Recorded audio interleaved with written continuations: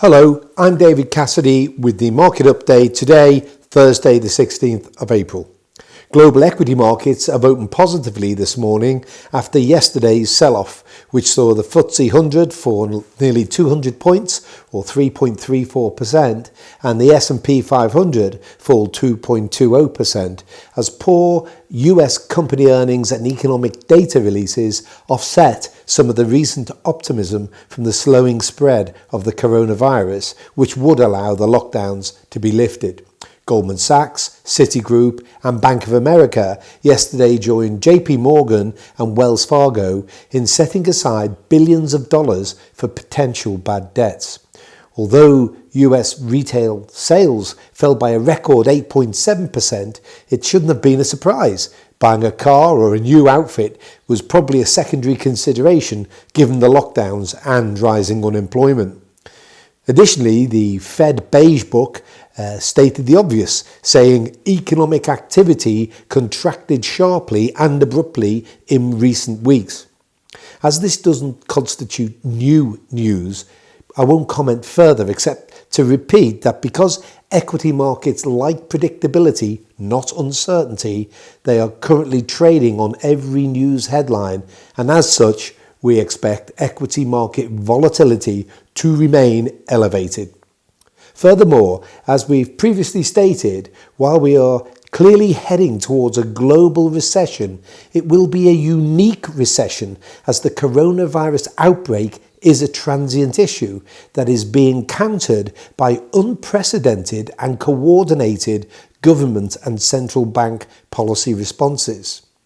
Elsewhere, despite the OPEC Russian, coined OPEC Plus, 9.7 million barrel of oil production cut, we have previously highlighted, US West Texas Intermediate WTI and Brent crude, the international benchmarks, continue to fall, with the price of WTI now below $20 per barrel and Brent below $28 per barrel.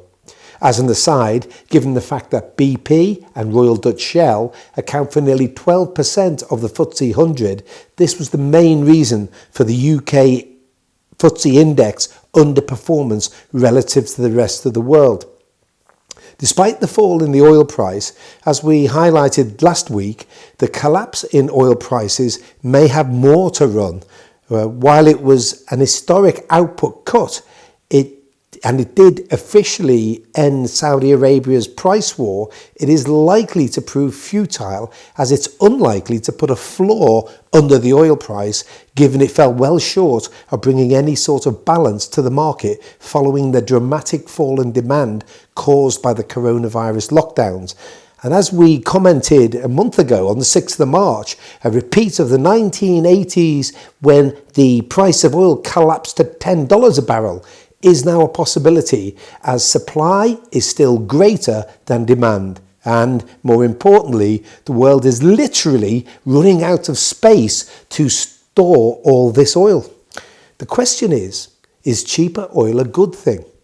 I'm sure no one will complain about the lower petrol pump prices when we fill our tanks up, but more importantly, as we've said before, oil accounts for a large proportion of the total cost to produce all sorts of everyday products, from plastics, household products and clothes, not to mention the energy to produce food, fuel, electricity, fertilizer and pesticides. And metals, energy accounts for a large percentage of a mine's operating costs and, for example, the production of aluminium. However, on the flip side, a large proportion of the bad debt provisions we have seen from the US banks this week are related to oil and gas company defaults, as US shale oil producers have been hit hard by the oil price collapse.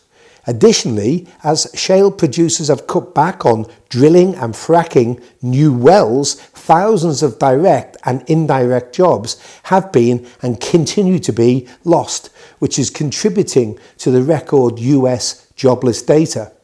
Although these losses will be painful, it is believed that only around 200,000 people work in the shale industry, and given, as we previously stated, we believe US employment could easily rise to 15 to 20%, which could be as many as 30 million people, this isn't our biggest worry.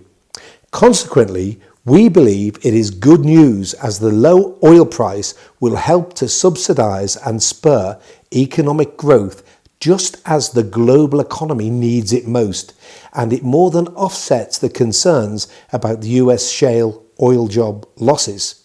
Additionally, the coronavirus outbreak has clearly damaged OPEC's ability to manage oil and may further erode the cartel's long-term future.